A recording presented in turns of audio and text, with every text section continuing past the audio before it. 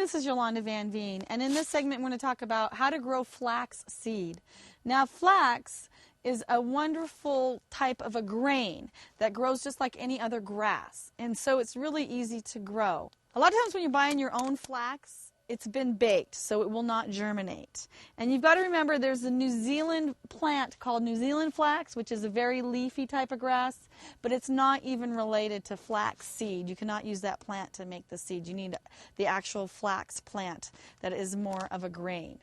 So when you're starting your seeds, so the seeds are real small. They're just a small grain, and you just want to kind of sprinkle them over your area, put them in a container, or you can put them right into the soil. And you only want to cover them about 1 inch deep with soil.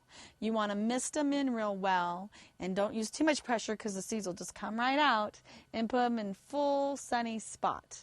And they'll germinate in up to 120 days, and then your grass will go to grass seed. You save those seeds, and then that is the flax that you can use for cooking. It's a wonderful addition to your garden.